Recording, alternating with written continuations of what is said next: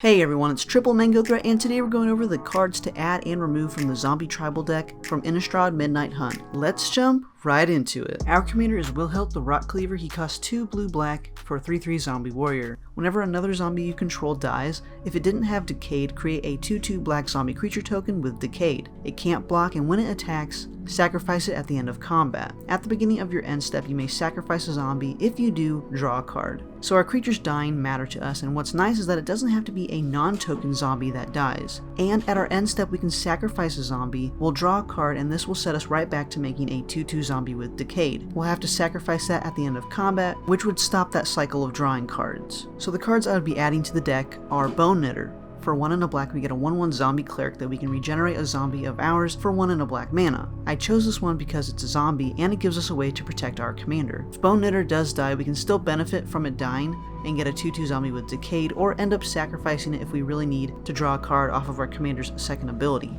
Corpse Harvester. For 3 and 2 black, we get a 3/3 zombie wizard. For 1 and a black, tapping it and sacrificing a creature, which could trigger our commander. We're going to search our library for a zombie card and a swamp card. We reveal them, and then we're going to put them into our hand. We'll shuffle our library. This is a sweet card because it's a zombie that gets us more zombies, and it helps us get more lands if we're needing that land drop that turn. Graveborn Muse. For 2 and 2 black, we get a 3/3 zombie spirit. At the beginning of your upkeep, you draw X cards and lose X life, where X is the number of zombies you control. This has the potential to draw us a huge amount of cards, at least 1 card and 1 loss of life, assuming this is the only creature we have on our battlefield, but that's not likely in this deck.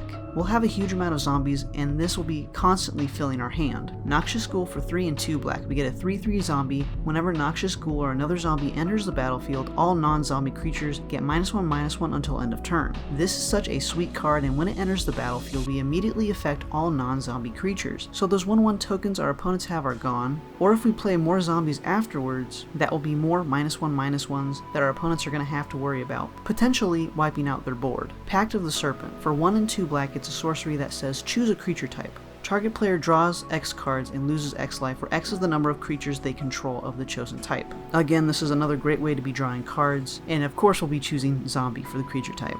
As for the cards I would take out of the deck, let's talk about Eater of Hope. This mana cost is a lot, and it's a demon, not a zombie. It's a 6/4 with flying, and we can pay a black and sacrifice another creature to regenerate Eater of Hope. So already I'm not a fan of the first ability. The second ability is pay 2 and a black, sacrifice 2 other creatures, destroy target creature.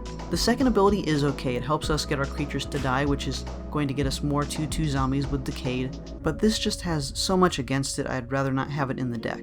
Forgotten Creation. For 3 and a blue, it's a 3/3 zombie horror. It has Skulk, which means the creature can't be blocked by creatures with greater power. This is okay, and the keyword can be helpful at times. Mainly, I want to talk about at the beginning of your upkeep, you may discard all the cards in your hand if you do draw that many cards. This deck doesn't have as much grave interaction to support this, and what I mean is I only found 3 cards to help us get creatures from our graveyard back to our hand or our battlefield. This would be a great option to keep if we had more cards that could help us get our creatures back. Lilias Devotee. For 2 and a black, it's a 2/3 human warlock. It's not a zombie, but it does give our zombies that we control +1/+0. And at the beginning of our end step, if a creature died this turn, we may pay 1 and a black. If we do, create a 2/2 zombie creature token. I'm not a fan of this one because it's not a zombie, and the second ability isn't great. Stitcher Geralt. For 3 and 2 blue. It's a 3/4 human wizard. We can pay 2 and a blue to have each player put the top 3 cards of their library into their grave. We can exile up to 2 creatures put into the grave this way, and then we're going to put an XX zombie onto the battlefield, where X is the total power of the exiled cards. Not a zombie, and again,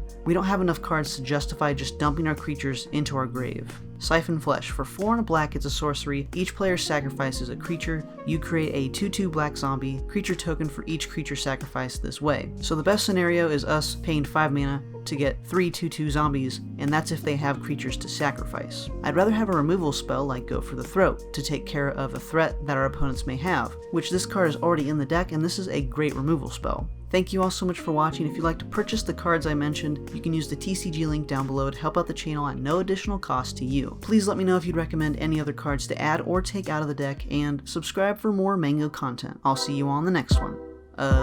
Peace.